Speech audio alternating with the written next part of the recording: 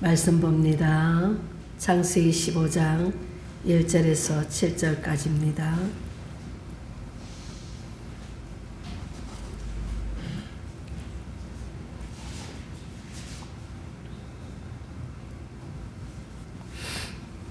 (15장) 1절에서 7절까지입니다.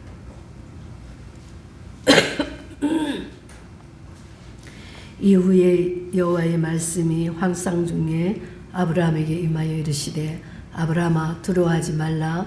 나는 내 방패여 너희 지극히 큰 상급이니라. 아브라함이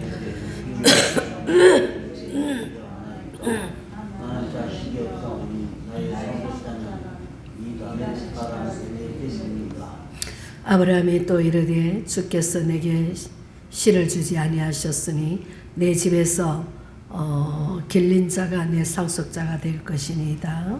여호와의 말씀이 그에게 임하여 이르시되 그 사람이 내 상속자가 아니라 내 목에서 날짜가 내 상속자가 되리라 하시고 그를 이끌고 밖으로 나가 이르시되 하늘을 우러러 무뼈를 셀 수 있나 보라.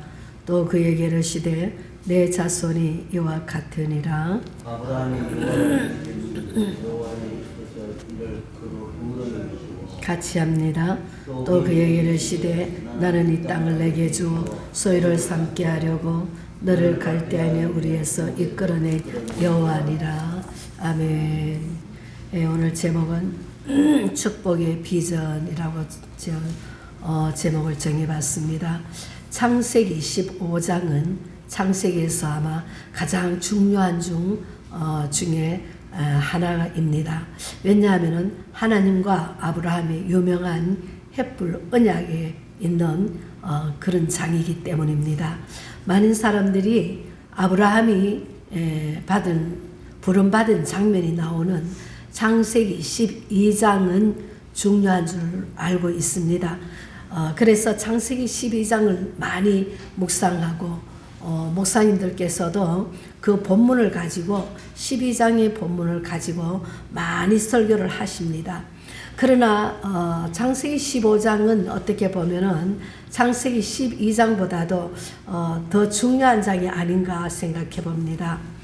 창세기 12장은 약혼의 장이라고 별명을 붙일 수 있습니다. 그리고 창세기 12장에서 하나님은 아브라함에게 본토 친척 아비 집을 떠나면서 그를 복의 근원이 되게 하겠다는 축복의 청혼을 하셨습니다. 그 청혼을 받고 아브라함은 본토 친척 아비 집을 떠나서 하나님이 지시하신 땅으로 갑니다. 그에 비해서 창세기 15장은 결혼의 장이라고 말합니다. 창세기 15장에 보면은 하나님은 아브라함이 준비한 제물 사이로 그 제물 사이로 타는 그 횃불의 역사로 지나가는 장면이 나옵니다. 그 장면은 하나님과 아브라함이 정식으로 영적인 결혼에 골인을 했음을 상징하는 그런 장면입니다. 약혼보다 결혼이 더 중요한 것처럼 창세기 12장도 중요하지만 15장이 더 중요한 장이라고 저 개인적으로 그렇게 생각을 합니다. 이 창세기 15장이 주는 몇 가지 중요한 메시지가 있습니다. 첫째는 구체적인 비전을 가져야 합니다. 오늘 본문 5절에 보십시오. 5절에 보면은 그를 이끌고 밖으로 나가 가라사대 하늘을 우러러 무뼈를 셀 수 있나 보라. 또 그에게 이르시되 내 자손이 이와 같으리라고 합니다. 하나님은 아브라함에게 이제 축복을 약속하시면서 무뼈를 바라보게 하셨습니다. 그 장면의 그 비전은 중요성을 잘 말해줍니다. 축복을 원하면은 그 전에 영적 그림과 비전이 우리가 다 있어야 합니다. 비전이 없으면은 작은 축복을 받을 수 있지만 큰 축복은 받을 수가 없습니다. 그러므로 성공적인 인생을 살려면은 비전을 가지고 또 그 비전을 계속 꿈을 꾸면서 계속 생각하고 계속 바라보아야 합니다. 그러면은 하나님께서 반드시 기회를 주시고 아이디어도 주시고 또 사람도 주시고 재정도 주시는 줄 믿습니다. 두 번째로는 약해진 비전의 불씨를 살려야 합니다.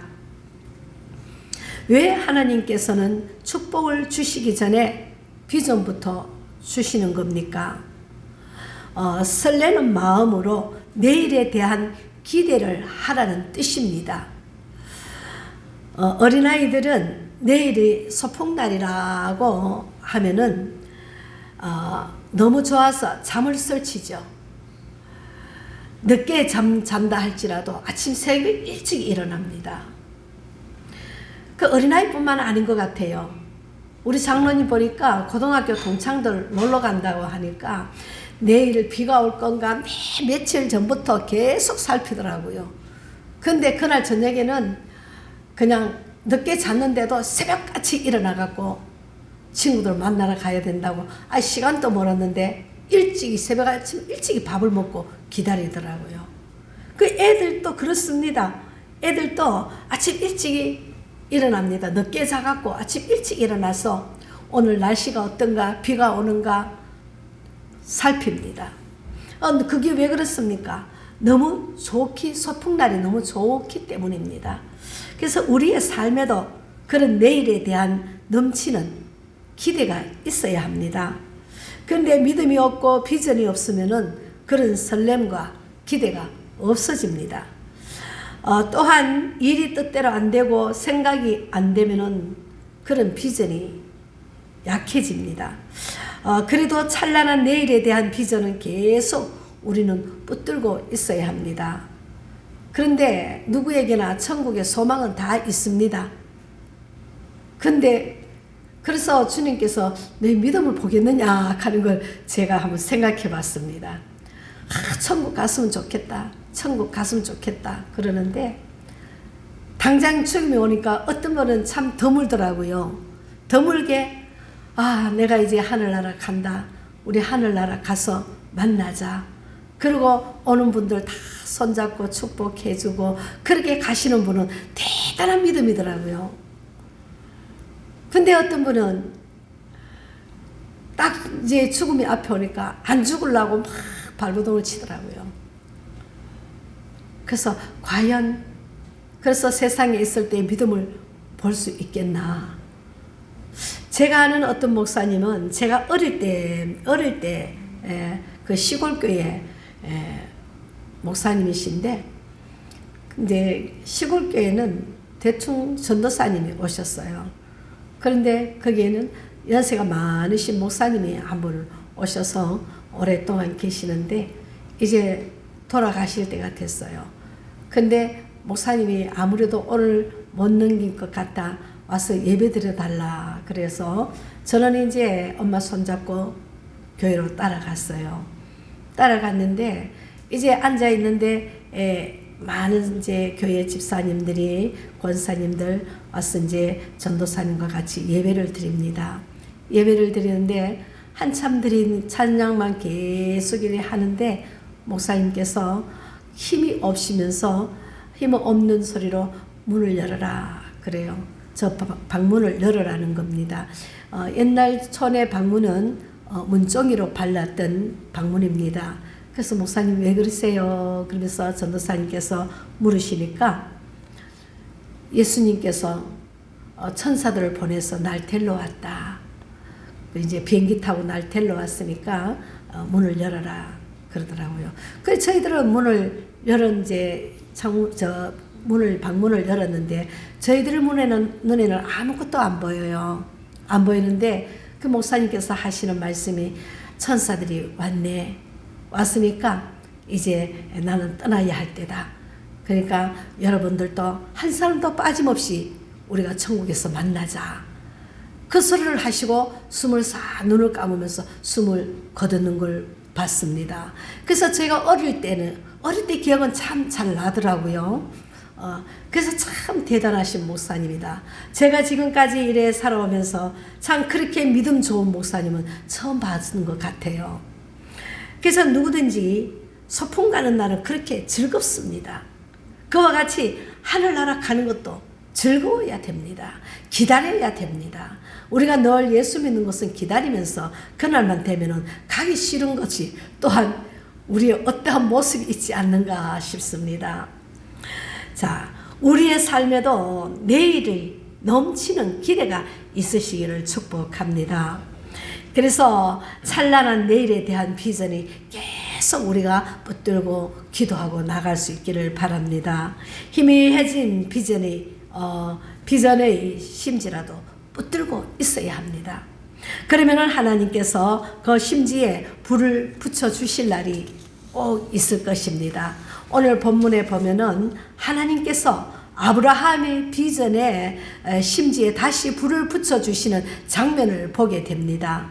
처음에 아브라함은 큰 기대를 가지고 우상을 섬기던 고향 땅을 떠났습니다. 그때 하나님은 아브라함에게 큰 민족을 이루고 이름을 장대케 하고 복의 근원이 되게 하시겠다고 약속을 하셨습니다. 그런데 그 약속을 받은 지 10년이 지나도록 자신이 없었습니다. 그러자 그의 비전은 점점 약해졌습니다. 마음속에 의심이 생기고 두려움이 생겼습니다. 그때 하나님은 그의 마음에 다시 비전을 새롭게 하기 위해서 오늘 본문 1절에서 말씀하십니다. 아브라함아, 두려워 말라.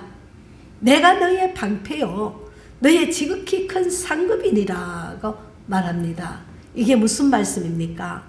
하나님께서 어떤 문제에서도 지켜주시고 순종하는 믿음에 크게 보상해 주실 것이니까 다시 한번 비전을 가지고 일어나라는 말씀입니다. 그러나 그때 아브라함의 비전은 많이 약해졌습니다.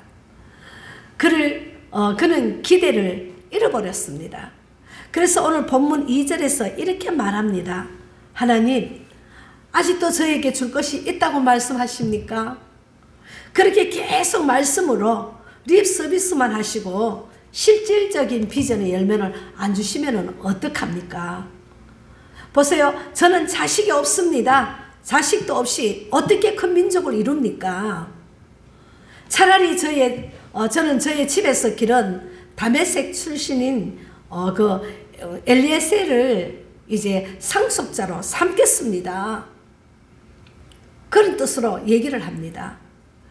근데 인내의 기간이 길어지니까 아브라함의 그 비전은 현저히 약해졌다는 것입니다. 그 모습을 보시고 하나님께서 그의 비전을 다시 되돌려 주시려고 이제 그를 데리고 밖으로 나가서 별을 바라보게 하셨습니다. 왜 그랬습니까? 내일에 대한 비전을 가져야 진짜 복의 근원이 될 수 있기 때문입니다. 우리는 주어지는 대로 살고 또 시간을 때우면서 살고 있지는 않습니까? 살자니 고생이고 죽자니 아깝고 그런 마음으로 우리는 살지 말아야 합니다. 내일에 대해서 기대하고 또 축복을 기대하고 또 내 자녀에 대해서도 큰 기대를 걸고 살아가야 합니다. 비전이 없으면은 이팔 청춘이라도 또 80 노인이고 또 비전이 있으면은 80 노인이라도 이팔 청춘입니다. 근데 우리 장로님이 뻗떡하면은 내가 나이가 80인데 그래요. 그래서 내가 80이 아니고 60이라 그래라. 내가 그러거든요. 내가 80이고 90이라도 젊게 얘기해야 됩니다. 백살 어르신이 TV에 나와서 원래 연세가 어떠십니까? 이제 묻습니다. 아이고 뭐 얼마 안 돼서 얼마를 되셨는데 이제 겨우 100살인데 뭐 그러시더라고요. 그렇습니다. 희망이 있고 나는 아직 몇 세를 더 산다는 그 꿈을 가지면 이제가 나와야 됩니다. 그 이제가 중요합니다. 이제 겨우 100살밖에 안 살았다는 겁니다. 그 희망이 있는 자는 그 희망을 이룰 수가 있습니다. 왜냐하면 죽는 순간까지 천국 소망과 기대를 가지고 설레는 마음으로 살기 때문입니다. 우리는 결코 무기력증에 빠지지 말아야 합니다.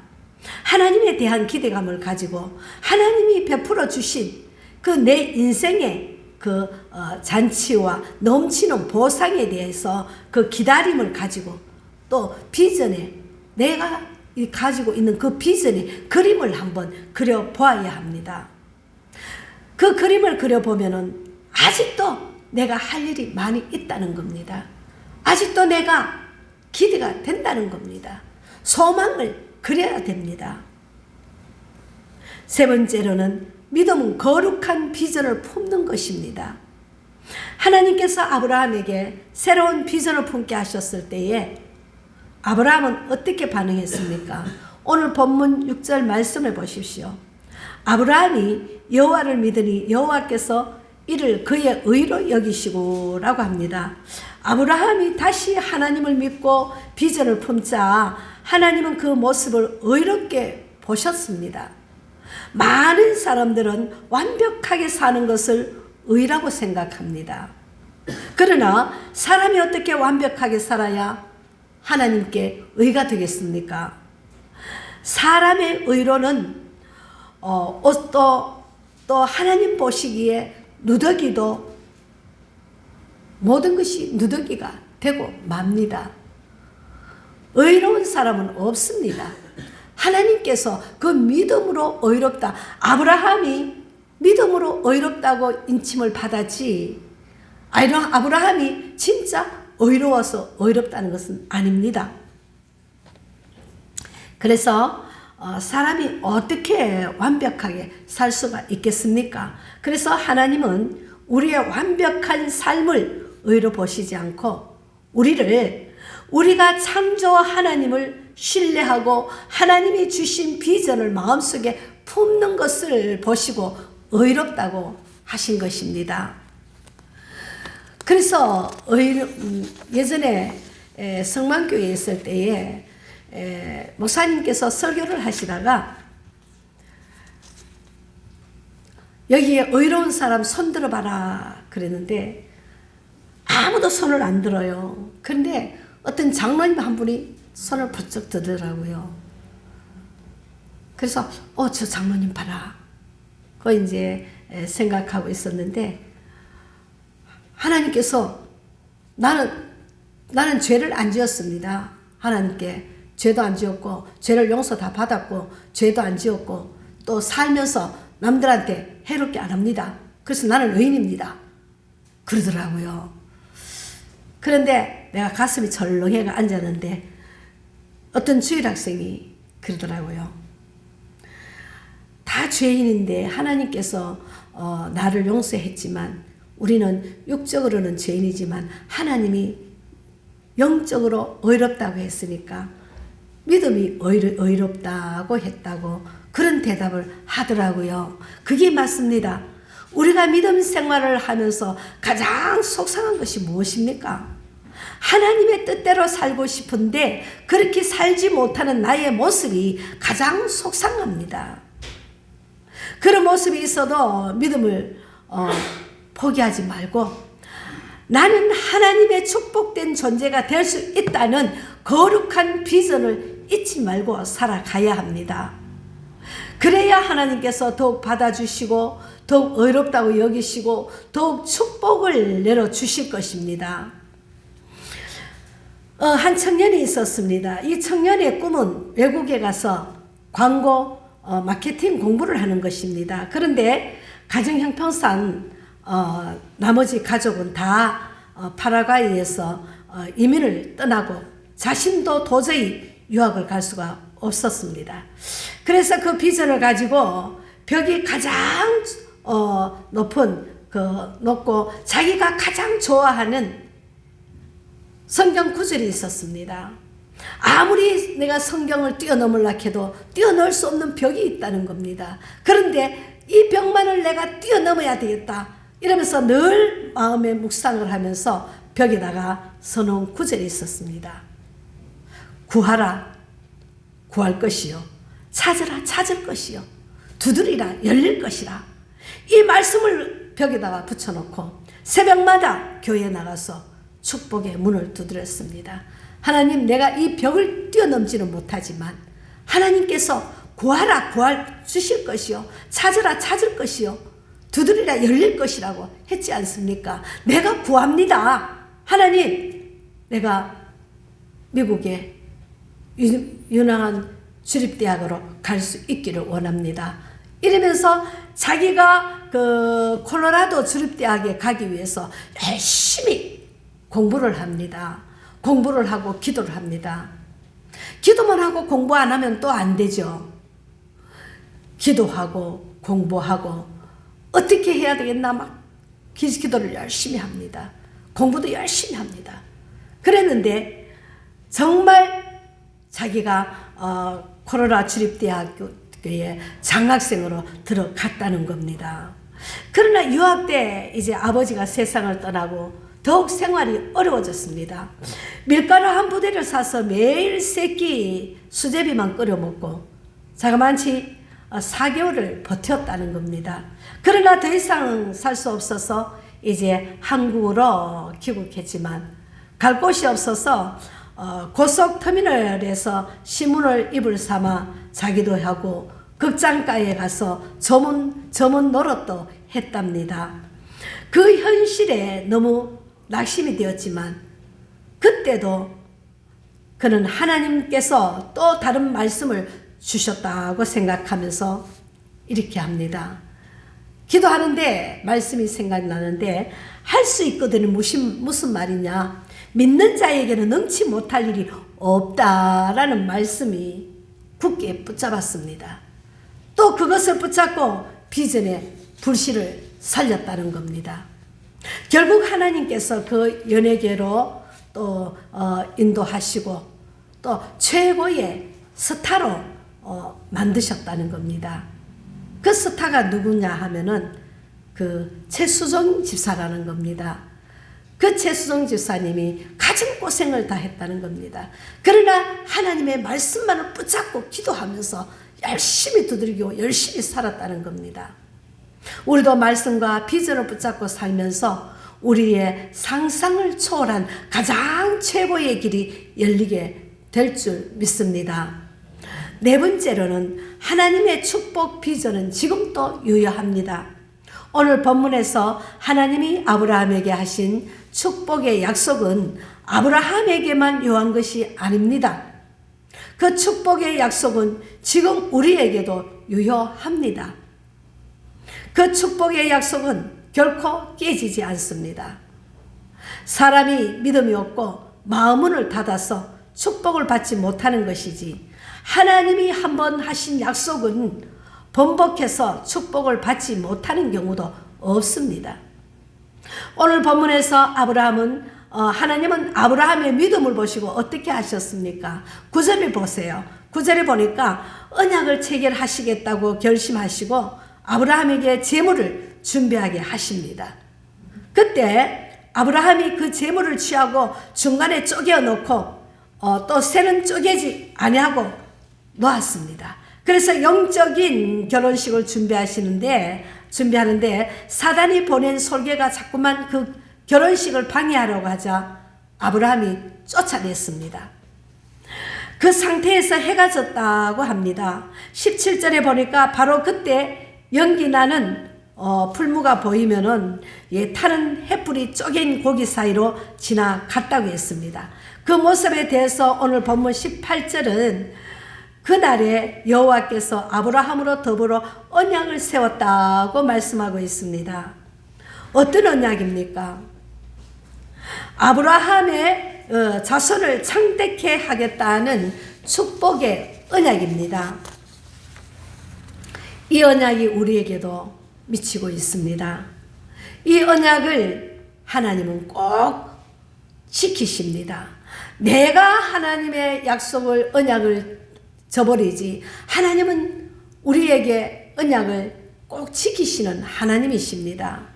그렇기 때문에 우리는 어떠한 상황에서도 믿음을 잃지 말고 꼭 하나님의 축복의 약속을 붙들고 나아가야 합니다. 더 나아가 우리 자신도 이제 하나님 앞에서 했던 그 신실한 다짐과 약속을 끝까지 지키려고 노력을 해야 합니다. 내가 넘어지면 다시 일어나고 또 넘어지면 또 다시 일어나서 그 하나님의 약속을 붙잡고 나아가야 합니다. 7년을 수일같이 봉사하는 마음으로 이제 믿음을 지키는 사람에게 하나님은 반드시 축복의 약속을 이루어 주실 것입니다. 하나님과 우리의 관계는 무슨 관계입니까? 언약의 관계입니다. 우리가 그 언약을 잊고 세상을 바라볼수록 고통은 더욱더 심해집니다. 반대로 힘들어도 언약을 지키고 하나님이 주신 비전을 잃지 않을 때에 하나님께서는 최상의 축복을 허락하실 것입니다. 그래서 성경은 인내하는 자가 약속을 받는다고 히브리서 10장 36절에서 말씀하십니다. 환난 중에 믿음을 포기하면은 이제 더 큰 환난과 고통이 있게 되지만 인내하면은 반드시 약속을 얻게 될 것입니다. 그러므로 우리는 어떤 경우에도 실망하거나 낙심하거나 지금도 유효한 축복의 비전을 무효로 만들지 말아야 합니다. 항상 하나님의 축복의 약속을 믿고 넉넉한 믿음으로 하나님께서 자신에게 주신 비전을 이루어가는 복된 심령들이 될 수 있기를 주님의 이름으로 축복합니다. 사랑의 하나님,